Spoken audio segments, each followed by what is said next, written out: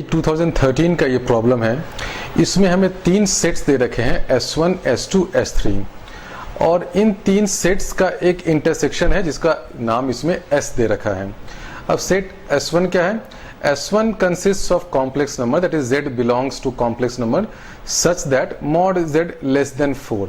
यानी कि बहुत ही आसान है। S1 हमारा क्या है? S1 हमारा एक सर्कल का इंटीरियर पार्ट है, सर्कल सेंटर्ड एट ओरिजिन और जिसका रेडियस 4 है, यानी कि सर्कल के अंदर के पोर्शन को हम लोग S1 से दिखा रहे हैं। S2 is complex number such that imaginary part of this is greater than 0। तो ये थोड़ा देखने में बदमाश सा लग रहा है, कॉम्प्लेक्स लग रहा है कि है क्या चीज, तो इस बदमाश को मैं बाद में निपटूंगा। पहले देख लें S3 क्या है। S3 is set of complex number such that real part of Z is greater than 0। यही बहुत सिंपल है। वैसे कॉम्प्लेक्स नंबर जिनका रियल पार्ट ग्रेटर देन 0 है, यानी it lies on the right side of Y axis. तो S1 और S3 तो मेरा बहुत ही सिंपल और आसान सा एरिया है। प्रॉब्लम केवल इस S2 में है जो थोड़ा सा देखने में कॉम्प्लेक्स लग रहा है। अब इस S2 में क्या दे रखा है कि हमें निकालना है imaginary part of Z minus 1 plus root 3i divided by 1 minus root 3i and this is greater than 0। तो ये मेरा S3 एरिया है। और उसके बाद क्वेश्चन क्या पूछ रहा है? क्वेश्चन पूछ रहा है कि इन तीनों का जो इंटरसेक्शन होगा, that is S is equal to S1 intersection S2 intersection S3, उस S का एरिया क्या होगा। और दूसरे पार्ट में दे रखा है कि अगर Z एक कॉम्प्लेक्स नंबर है जो S में बिलोंग करता है तो उसका minimum distance from the point 1 minus 3i क्या होगा। तो पहले हम लोग फर्स्ट पार्ट को देखते हैं। तो फर्स्ट पार्ट के लिए हमें S निकालना होगा और S निकालने के लिए हमें सबसे पहले इस S3 जो कॉम्प्लेक्स जो बदमाश है इसको थोड़ा सिंप्लीफाई करना पड़ेगा। अब इस S3 में दे क्या रखा है? इस S3 में हमें एक कॉम्प्लेक्स नंबर है और ये दे रखा है कि इस कॉम्प्लेक्स नंबर का इमेजिनरी पार्ट ग्रेटर देन 0 है। तो पहले जरा इस कॉम्प्लेक्स नंबर को मैं और थोड़ा सिंप्लीफाई कर सकता हूं। देखिए नीचे भी क्या है, 1 माइनस रूट 3i है, ऊपर भी कुछ 1 प्लस रूट 3i है। तो अगर इस माइनस को मैं कॉमन ले लूं तो ऊपर वाला भी क्या आ जाएगा, थोड़ा कुछ सिंप्लीफाई हो सकता है। तो इसको अगर मैं ऐसे लिख लूं Z minus 1 minus root 3i divided by 1 minus root 3i, देखिए तो अब ये क्या हो जाएगा, ये हो जाएगा Z divided by 1 minus root 3i minus 1, यानी जो ब्रैकेट के अंदर हमारा कॉम्प्लेक्स नंबर है वो क्या है, ये वाला चीज है। तो हमें वो कॉम्प्लेक्स नंबर Z फाइंड करना है such that this minus this इसका इमेजिनरी पार्ट ग्रेटर देन 0 हो। अब देखिए इस -1 के कारण तो इमेजिनरी पार्ट पे कोई फर्क नहीं पड़ेगा। क्यों? क्योंकि -1 तो एक रियल नंबर है। आपके पास कोई अगर कॉम्प्लेक्स नंबर कुछ भी है 10 प्लस रूट 3i कुछ है यहाँ पर, इस पे आप -1 कर दें, -2 कर दें, -16 कर दें, -60 कर दें, कुछ भी कर दें, ये रूट 3i जो है i पे तो कोई असर नहीं पड़ने वाला है। यानी कि ये जो -1 है इसके कारण मेरे इस कॉम्प्लेक्स नंबर या पूरे कॉम्प्लेक्स नंबर के इमेजिनरी पार्ट के सेहत पे कोई असर नहीं पड़ेगा। यानी कि मैं इस -1 को उठा के फेंक सकता हूं और फेंक दीजिए, नहीं फेंकिएगा तो कब तक इस पागल -1 को ढोते रहेंगे। तो हमने इस -1 को यहां से उठा के फेंक दिया, क्योंकि इसको फेंकने से हमारे जो ये जो इमेजिनरी पार्ट है, कि क्वेश्चन में क्या कर रहा है, imaginary part of this thing greater than 0, इस -1 को हटाने से इस पूरे के इमेजिनरी पार्ट पे कोई डिफरेंस नहीं आने वाला है। तो जब हमने -1 को उठाकर फेंक दिया तो हमें अब बेसिकली क्या फाइंड करना है, वैसे complex number such that imaginary part of this thing is greater than 0। अब जब भी देखिए आपको कॉम्प्लेक्स नंबर इस फॉर्म में आए Z divided by something something, तो सबसे आसान तरीका और जो बहुत ही इफेक्टिव मेथड भी होता है कि जो भी चीज डिनोमिनेटर में है आप उसको कॉम्प्लेक्स कॉन्जुगेट से मल्टीप्लाई करके जरा उस डिनोमिनेटर को सिंप्लीफाई कर लें। तो वही चीज मैं यहां पर भी करूंगा। अब ये Z 1 माइनस रूट 3i है, तो इसका एक कॉन्जुगेट क्या हो जाएगा, 1 प्लस रूट 3i को ऊपर और नीचे दोनों से आप मल्टीप्लाई कर दें। यहाँ भी 1 प्लस रूट 3i आ जाएगा। तो नीचे में क्या आ जाएगा, a minus b into a plus b, a square minus b square. तो इसका क्या हो जाएगा, मॉडुलस क्या है, 1 प्लस 3 4 हो गया, यानी ये आपको आ जाएगा। तो इसको जब आप सिंप्लीफाई करेंगे तो आ जाएगा 4, ऊपर में आपके पास आ गया 1 प्लस रूट 3i। अब आप चाहें तो इस 1 प्लस रूट 3i को भी सिंप्लीफाई कर लें। तो ये क्या है, 1 प्लस रूट 3i को अगर मैं एक्सपोनेंशियल फॉर्म में लिखूं तो मैं इसको लिख सकता हूँ 2 times e to the power i pi by 3। क्यों, देखिए 1 प्लस रूट 3i का क्या है, उसका मॉडुलस 2 होगा, आर्गुमेंट क्या है पाई बाई 3 होगा, तो इसको मैंने एक्सपोनेंशियल फॉर्म में लिखा तो ये हो गया 2 into E to the power I pi by 3। इसको यहाँ पे सब्स्टिट्यूट कर दें तो ये पूरा कॉम्प्लेक्स नंबर आपका आ गया z by 2 e to the power I pi by 3। यानी यहाँ से यहाँ आना बहुत सिंपल है, इसमें कोई बड़ी बात नहीं है। अगर मैं चाहूँ तो इसको यहाँ से डायरेक्टली यहाँ आने के लिए एक और मेथड्स कर सकता था। मैं नीचे में ही जो 1 माइनस रूट 3i है, 1 माइनस रूट 3i को मैं लिख सकता था 2 into E to the power minus i pi by 3, वो भी लिख सकता था। तो ये क्या होता है z by 2 e to the power minus i pi by 3। तो ये वही चीज़ होता है जो अभी यहाँ पर है, it is equal to z by 2 e to the power I pi by 3।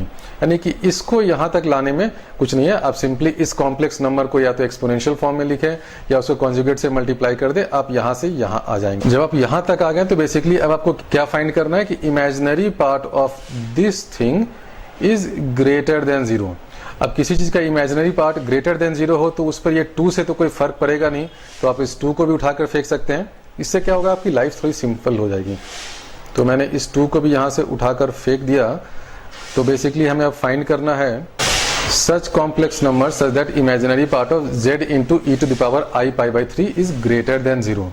अब किसी कॉम्प्लेक्स नंबर का इमेजिनरी पार्ट ग्रेटर देन 0 है, इसका मतलब क्या है कि वो x एक्सिस के ऊपर लाई करता है। किसी भी कॉम्प्लेक्स नंबर का अगर आपको कोई बोल रहा है कि imaginary part of any complex number z और z1 इज ग्रेटर देन 0, इसका मतलब क्या है, ये ऊपर लाई करेगा इसके, तो क्या होगा वो x एक्सिस के ऊपर लाई करेगा, तभी उसका imaginary part of that number z1 और z will be greater than 0। x axis के ऊपर लाई करेगा, इसका मतलब क्या है कि इसका आर्गुमेंट जो है वो 0 से लेके पाई के बीच में ही होगा। वो ना तो 0 से कम हो सकता है और ना इधर पाई से ज्यादा हो सकता है। तो किसी भी नंबर का अगर आपको ये दे रखा है कि imaginary part of z1 is greater than 0, it implies that argument of this complex number z1 lies between pi and 0। ये बहुत ही सिंपल है। इमेजिनरी पार्ट ग्रेटर देन 0 मतलब कॉम्प्लेक्स नंबर मेरा कहाँ है, यहाँ पे कहीं लाई कर रहा है। यहाँ पे लाई करने का मतलब है कि उसका आर्गुमेंट जो है वो इस 0 से ऊपर और इस 180 डिग्री पाई से ऊपर होना चाहिए, यानी कि इन दोनों के बीच में लाई करना चाहिए। तो इसी कंडीशन का अब मैं यूज करूंगा, इसी प्रॉपर्टी का अगर मैं इसमें यूज करूं तो हमें अब क्या देखना होगा कि argument of this complex number ये जो है will lie between 0 and pi. अब argument of product of two complex number हम लोग जानते हैं क्या होता है कि अगर हमें पास argument of z1 z2 find करना है तो ये क्या होता है, argument of z1 plus argument of z2। ये हर कॉम्प्लेक्स नंबर की बुक में दिया रहता है कि argument of product of two complex number is equal to sum of arguments. तो ये क्या हो गया, अगर सपोज मेरा z जो कॉम्प्लेक्स नंबर है वो अगर कुछ भी है z is equal to r e to the power i theta, यानी कि उसका अगर आर्गुमेंट थीटा है तो z e to the power i pi by 3 का आर्गुमेंट क्या हो जाएगा, थीटा प्लस पाई बाई 3। ये हो गया। तो ये आर्गुमेंट 0 और पाई के बीच लाई करना है। इसका मतलब क्या हो गया कि 0 is less than theta plus pi by 3 less than pi. इसका मतलब minus pi by 3 less than theta less than, ये आ जाएगा आपको पाई बाई 3 को इधर लाएंगे तो 2 पाई बाई 3। यानी ये जो पूरा एरिया है ये S3 का एरिया है।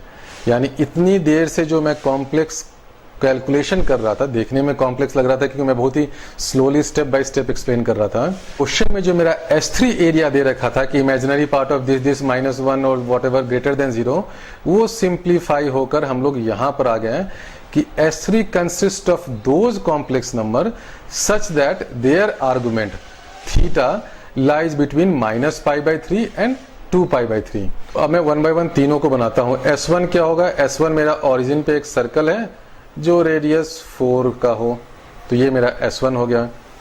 S2 क्या कहता है, ये तो मेरा S1 है, ये मेरा S1 है। S2 क्या कहता है कि S2 is some real part of Z greater than 0, यानी कि S2 जो है इधर की ओर लाई करता हुआ जो भी एरिया है, मतलब real part of Z greater than 0 हो गया। S3 क्या है, S3 है वो थीटा जो -π/3 और 2π/3 के बीच में हो, यानी S3 जो है मेरा वो एक स्ट्रेट लाइन होगा, ये S3 होगा। और S3 क्या होगा, ये एंगल है π/3 और ये टोटल एंगल है यहाँ से यहाँ तक 2π/3, यानी π/3 से स्टार्ट करता हुआ -π/3 से, और ये टोटल आप ये चले जाए यहाँ पे 2π/3 तक। टोटल स्ट्रेट लाइन का तो एंगल पाई होता ही है। तो ये मेरा S3 है। तो अब इन तीनों का इंटरसेक्शन क्या है, बहुत आसान है। S1 है mod z लेस देन 4, यानी कि इस सर्कल के अंदर वाला एरिया। S2 है जो रियल पार्ट ग्रेटर देन 0, यानी कि इधर वाला एरिया।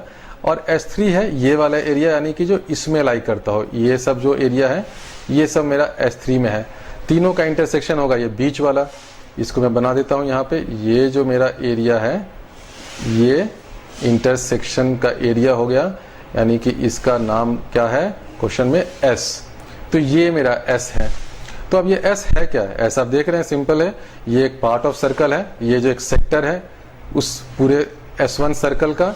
और ये एंगल कितना है, अब यहाँ से यहाँ अगर उठा लें तो कितना है, π/2 प्लस ये वाला π/3, यानी कि ये हो गया आपको 5π/6।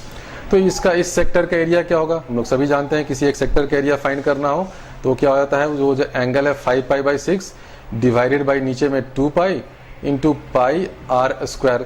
अब यहाँ पे इस सर्कल S1 का रेडियस क्या है, r = 4 है। आप यहाँ पे सब कुछ को डाल दें तो आ जाएगा 5/12, यहाँ पे आ जाएगा π इंटू r² हो जाएगा 16। आप इसको सिंप्लीफाई कर दें तो ये 4/3 आ जाएगा, और ये 4 आ जाएगा तो ये आ जाएगा 20π/3। कि ये जो शेडेड एरिया मेरा S है, ये S क्या है, S = S1 intersection S2 intersection S3। ये जो मेरा शेडेड एरिया है वो एक सेक्टर है उस सर्कल का, और इस सेक्टर का एरिया क्या है, क्योंकि ये एंगल टोटल हमने क्या निकाला π/2 प्लस π/3। इसके बाद तो सिंपल ज्योमेट्री है, करेक्ट ऑप्शन हो गया B। यानी कि इस क्वेश्चन में देखिए मेन ट्रिकी पार्ट क्या था, ये जो इमेजिनरी पार्ट जो बदमाश सा लिखा हुआ है इसको सिंप्लीफाई करना। नेक्स्ट पार्ट में ये हमें फाइंड करना है कि what is the minimum value of 1 - 3i - z where z belongs to this S, यानी S दिस ग्रीन एरिया। यानी S मेरा ग्रीन एरिया में बिलोंग कर रहा है, तो उसका मिनिमम वैल्यू ये क्या है, तो ये क्या है बेसिकली, ये 1 - 3i एक पॉइंट है, यानी कि 1 और -3 पे एक पॉइंट है। उसका distance, minimum distance from any point of this shaded area. तो पहले आप 1 - 3 को अगर लोकेट कर लें तो कहाँ पे होगा, 1 - 3 आपका कुछ यहाँ पर होगा। आप बोलेंगे कि इस शेडेड एरिया से बाहर क्यों हो रहा है, बाहर इसलिए हो रहा है क्योंकि देखिए ये एंगल 60 डिग्री का है और इसका रेडियस यहाँ पर क्या है, ये 4 है। आप थोड़ा सा ज्योमेट्री और कैलकुलेशन और ट्रिग्नोमेट्री करेंगे तो आप देख लेंगे कि आपका ये 1 है और -3 यहाँ पर है, तो ये आपका इसके बाहर हो। तो ये जो मेरा पॉइंट है ये 1 - 3 है। तो इस पॉइंट का मैं नाम दे देता हूँ, कुछ भी नाम P दे देता हूँ, ठीक है। ये मेरा P पॉइंट हो गया 1 - 3। और ये जो P पॉइंट है ये इस शेडेड एरिया के बाहर होगा। ये बाहर क्यों होगा, क्योंकि शेडेड एरिया का देखिए क्या है, ये π/3 एंगल है और ये है 1 और -3, यानी कि इसको जब आप 1 डिस्टेंस x एक्सिस के अलॉन्ग आएंगे तो -3 आपका यहाँ पर आएगा। तो ये जो एंगल है ये π/3 से ज़्यादा बनेगा, क्योंकि आप देखिए अगर इसको आप ऐसे लिखेंगे कि अगर आप ओरिजिन O से P को कनेक्ट कर रहे हैं, OP को, तो ये जो भी एंगल थीटा होगा ये tan थीटा क्या हो जाएगा, tan थीटा आपका हो जाएगा 3/1। मतलब मैं केवल थीटा का एब्सोल्यूट वैल्यू ले रहा हूँ, यानी कि ये जो मेरा थीटा है वो π/3 से ज़्यादा होगा। इसलिए ये जो पॉइंट P है इस शेडेड एरिया के बाहर लाई करेगा। अब एग्जाम में आपको इतना कुछ दिखाने की जरूरत नहीं है, ना पूछा गया है, मैं सिर्फ इसलिए एक्सप्लेन कर रहा हूँ कि कुछ स्टूडेंट्स के माइंड में होगा कि आपने पॉइंट P को कैसे आपने कह दिया कि शेडेड एरिया के बाहर होगा, वो बाहर होगा ही। तो अब हम इस क्वेश्चन में हमें क्या फाइंड करना है कि ये जो पॉइंट मेरा P है इसका मिनिमम डिस्टेंस किसी भी इस पॉइंट से क्या होगा। तो आप इस डायग्राम की ज्योमेट्री देखकर ही कह सकते हैं कि मिनिमम डिस्टेंस क्या होगा, कि मैं यहाँ से एक अगर स्ट्रेट लाइन परपेंडिकुलर ड्रॉप कर दूं इस ब्लू वाले पे, और जहां भी ये मीट करे वही मेरा मिनिमम डिस्टेंस होगा। क्योंकि इसके अलावा और मैं कहीं भी जाऊं, इधर जाऊं या और एस शेडेड एरिया के अंदर घुस जाऊं तो ये डिस्टेंस तो बढ़ता ही रहेगा ना। तो ये वाला जो डिस्टेंस है ये मेरा मिनिमम डिस्टेंस होगा। तो बेसिकली मिनिमम डिस्टेंस क्या है, it is perpendicular distance from this point P 1 - 3 on this blue line. तो अब आप कोऑर्डिनेट ज्योमेट्री का यूज कर लें। तो कोऑर्डिनेट ज्योमेट्री में आप लोग को बताया गया है कि कोई अगर आपको एक स्ट्रेट लाइन दिया हुआ है जिसका suppose equation ax + by + c = 0 है, और आपसे पूछा जा रहा है कि x1 y1 एक पॉइंट से इसका परपेंडिकुलर डिस्टेंस क्या होगा, तो आप सभी जानते हैं क्या होता है परपेंडिकुलर डिस्टेंस, वो हो जाता है ax1 plus by1 plus c, इसका मॉडुलस क्योंकि हम डिस्टेंस की बात कर रहे हैं, divided by a square plus b square. इस फॉर्मूला का यूज करके हम लोग यहाँ फाइंड कर सकते हैं। तो उसके लिए पहले हमें इस जो ब्लू लाइन है इसका इक्वेशन फाइंड करना पड़ेगा। ये हम जानते हैं कि ये एंगल क्या है, π/3 है। तो इसका स्लोप क्या है, इसका स्लोप बेसिकली -√3 है, यानी कि y इक्वल टू -√3x। ये लाइन का इक्वेशन हो गया, y इक्वल टू -√3x, क्योंकि ओरिजिन से पास कर रहा है। और ये जो स्लोप है ये π/3 एंगल है और ये नेगेटिव है, नेगेटिव स्लोप है, इसलिए y इक्वल टू -√3x। यानी कि हमारा जो इक्वेशन ऑफ लाइन क्या हो गया, √3x plus y is equal to 0। अब इस लाइन पे परपेंडिकुलर हमने ड्रॉप किया है पॉइंट P से, उसका डिस्टेंस फाइंड करना है। तो वो क्या होगा, सिंपली आप यहाँ पे लिख दें √3 इंटू x की जगह 1 डाल दें इंटू 1 प्लस y की जगह -3 डाल दें, इसका ये मॉडुलस ले लें और डिवाइडेड बाई नीचे में क्या आ जाएगा, √3 स्क्वायर 3 प्लस 1 4, 4 का √2। अब इसको आप लिख दें तो क्या आ जाएगा, 3 माइनस √3 डिवाइडेड बाई 2। तो ये जो मिनिमम डिस्टेंस है from point P to any z lying in S, ये क्या होगा, 3 माइनस √3 डिवाइडेड बाई 2। और ये सिर्फ आप ज्योमेट्री देख के बता सकते हैं कि अब जैसे आपने पॉइंट P बनाया, देखा आपकी ज्योमेट्री ऐसी है, मिनिमम डिस्टेंस क्या होगा, यहां से आप परपेंडिकुलर ड्रॉप करें, जहां पे ये परपेंडिकुलर मिलेगा ये परपेंडिकुलर डिस्टेंस ही मिनिमम डिस्टेंस होगा। परपेंडिकुलर डिस्टेंस के लिए हमने कोऑर्डिनेट ज्योमेट्री का ये फॉर्मूला यूज कर लिया, तो आंसर आ गया 3 माइनस √3/2।